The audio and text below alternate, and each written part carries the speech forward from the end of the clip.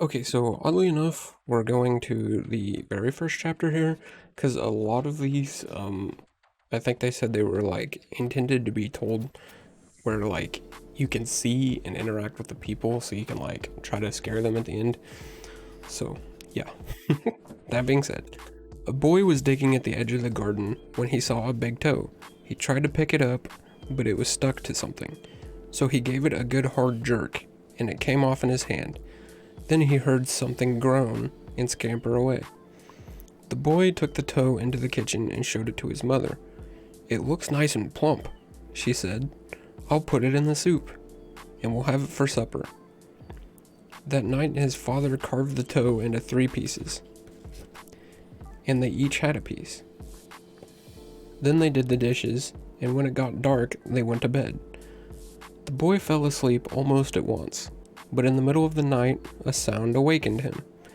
It was something out in the street. It was a voice, and it was calling to him. "Where's my toe?" it groaned.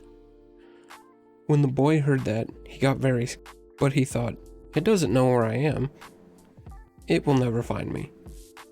Then he heard the voice once more, only now it was closer. "Where's my toe?" it groaned. The boy pulled the blankets over his head and closed his eyes. "I'll go to sleep," he thought. "When I wake up, it will be gone." But soon he heard the back door open, and again he heard the voice. "Where's my toe?" it groaned. When the boy heard footsteps move throughout the kitchen into the dining room, into the living room, into the front hall, then slowly climbed the stairs. Closer and closer they came. Soon they were in the upstairs hall. Now they were outside his door. "Where's my toe?" the voice groaned. His door opened. Shaking with fear, he listened as the footsteps slowly moved towards the dark, towards his bed, and then stopped. "Where's my toe?" the voice groaned. So at this point, you're supposed to pick one of the people you're reading this to and like sort of jump at them a little bit and say you've got them to try to scare them, I suppose. My uncle was walking down a lonely dirt road one day. He came upon a man who was also walking down that road. The man looked at my uncle, and my uncle looked at the man. The man was scared of my uncle, and my uncle was scared of that man. But they kept on walking, and it began to get dark. The man looked at my uncle, and my uncle looked at the man. The man was very scared of my uncle, and my uncle was very scared of that man. But they kept on walking, and they come to a big woods. It was getting darker, and the man looked at my uncle, and my uncle looked at the man. The man was really scared of my uncle, and my uncle was really scared of the man. But they kept on walking, and deep down into the woods they went. It was getting darker, and the man looked at my uncle, and my uncle looked at the man. The man was terribly scared of my uncle, and my uncle was terribly scared of... And now it tells me to scream. I mean, like... Ugh. These are, interesting. There was an old woman who lived all by herself, and she was very lonely. Sitting in the kitchen one night, she said, "Oh, I wish I had some company." No sooner had she spoken than down the chimney tumbled 2 feet, from which the flesh had rotted. The old woman's eyes bulged with terror. Then 2 legs dropped to the hearth and attached themselves to the feet. Then a body tumbled down. Then 2 arms, and a man's head. As the old woman watched the parts come together into a great gangling man, the man danced around and around the room. Faster and faster he went. Then he stopped, and he looked into her eyes. "What do you come for?" she asked in a small voice that shivered and shook. "What do I come for?" he said. "I come for you." And yeah, you're supposed to shout the you at the end, but... There was a haunted house where every night a bloody head fell down the chimney. At least that's what people said. So nobody would stay there overnight. Then a rich man offered $200 to whoever would do it. and this boy said he would try if he could have his dog with him. So it was all settled. The very next night, the boy went to the house with his dog. To make it more cheerful, he started a fire in the fireplace. Then he sat in front of the fire and waited, and his dog waited with him. For a while, nothing happened, but a little after midnight, he heard something singing softly and sadly off in the woods. The singing sounded something like this. "Be Ty Dowdy Walker. It's just somebody singing," the boy told himself. But he was frightened. Then his dog answered the song softly and sadly. It sang, "Lynchy, Kinchy, Collie, Molly, Dingo, Dingo." The boy could not believe his ears. His dog had never uttered a word before. Then a few minutes later, he heard the singing again. Now it was closer and louder, but the words were the same. "Me Ty Dowdy Walker." This time, the boy tried to stop his dog from answering. He was afraid that whoever was singing would hear it and come after them. But his dog paid no attention and sang again, "Lynchy, Kinchy, Collie, Molly, Dingo, Dingo." A half hour later, the boy heard the singing again. Now, it was in the backyard, and the song was the same, "Me Ty Dowdy Walker." Again, the boy tried to keep the dog quiet, but the dog sang out louder than ever, "Lynchy, Kinchy, Collie, Molly, Dingo, Dingo."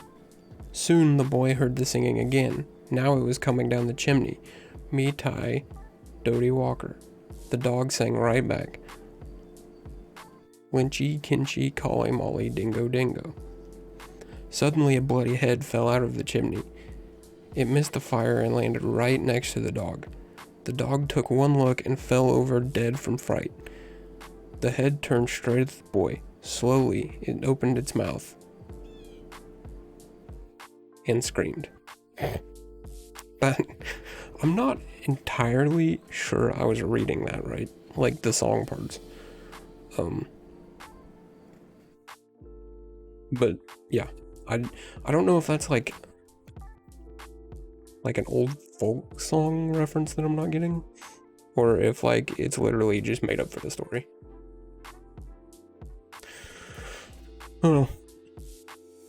Some say this rhyme doesn't mean anything. Others are not so sure. There was a man who lived in Leeds. He filled his garden full of seeds. And when the seeds began to grow, it was like a garden filled with snow. But when the snow began to melt, it was like a ship without a belt. And when the ship began to sail, it was like a bird without a tail. And when the bird began to fly, it was like an eagle in the sky. And when the sky began to roar, it was like a lion at my door. And when the door began to crack, it was like a penknife in my back. And when my back began to bleed, it was dead, dead, dead indeed. And then I was supposed to jump and scream. Part of that, it told me to lower my voice, so like the scream at the end had more punch. Like, it would be kind of cool to do that, but like the way I have my mic set up with like, I mean, I don't live in a particularly loud area, but like I close it off when I record, so like you could hear my PC and stuff in the background if like I don't have RTX voice and a little bit of like, I don't know, software trickeries to to eliminate some of the background noise. So like I wouldn't be able to like drop my voice low enough to like to where my mic would still pick it up and like still yeah, I wouldn't be able to do that. Now like I could, and even when I like raise my voice to a certain extent, my mic also cuts it out. So yeah, until I get better equipment, I'm just unable to do that kind of stuff. But I think it's kind of cool just to read them anyway. There was an old woman, all skin and bone, who lived near the graveyard, all alone. She thought she'd go to church one day to hear the parson preach and pray. When she came to the church house stile, She thought she'd stop and rest a while. When she came up to the door, she thought she'd stop and rest some more. But when she turned and looked around, she saw a corpse upon the ground. From its nose down to its chin, the worms crawled out and the worms crawled in. The woman to the preacher said, "Shall I look like that when I am dead?" The preacher to the woman said, "You'll look like that when you are dead." And it says to scream after that as well. So I think that was actually supposed to be a song, much like we heard in, I don't know, one of the earlier episodes. But it also had little, like, I don't know, I guess like whistles or something every 2 lines. And that's the book. I waited.